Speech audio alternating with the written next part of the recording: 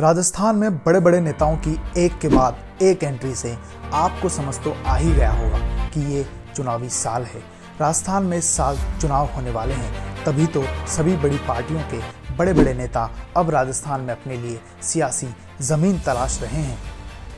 बीते दिनों राजस्थान में मोदी जी की एंट्री हुई, उसके बाद हाल ही में असदुद्दीन ओवैसी भी राजस्थान पहुंचे। चुनावी साल है तो नेताओं का आना जाना, एक दूसरे पर आरोप प्रत्यारोप, ये सब तो आम बात है।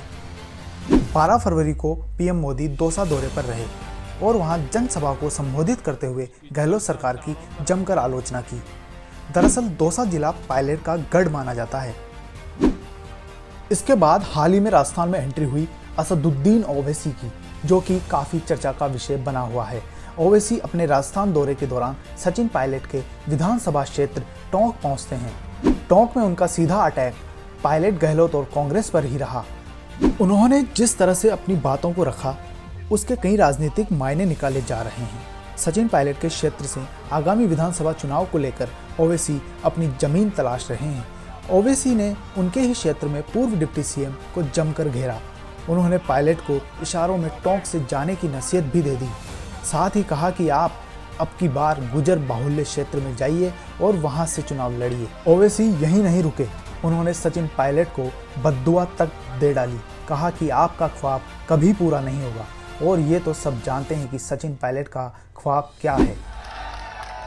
मेरे अजीज दोस्तों और बुजुर्गों, बहुत से लोग आज के बाद बड़ी तकलीफ में आएंगे।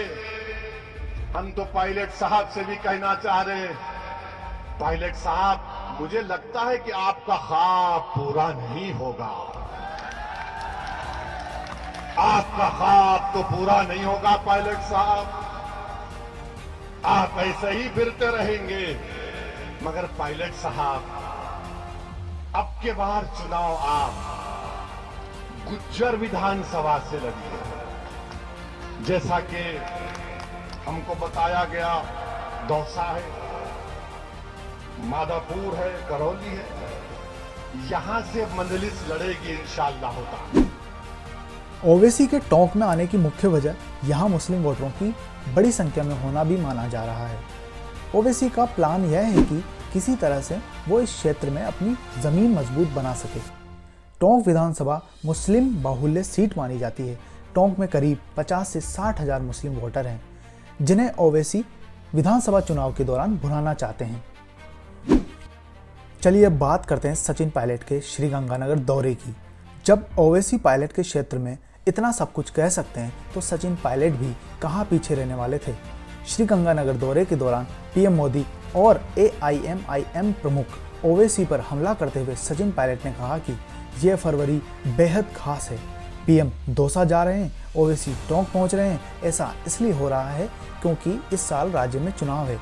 ये दोनों नेता बीते 4 साल से कहाँ थे।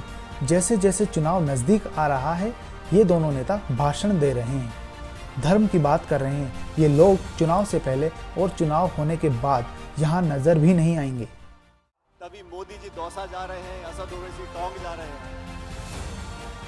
ये दोनों हमारे नेता 4 साल से कहां गायब थे। सड़कों का उद्घाटन करने के लिए जब चुनाव आए हैं तो आप बड़े बड़े भाषण देने आ रहे हो।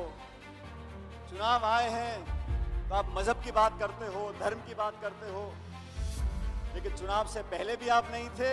और मैं आपको वादा कर रहा हूं, जिस दिन राजस्थान के चुनाव खत्म हो जाएंगे, ये लोग फिर यहां से गायब हो जाएंगे।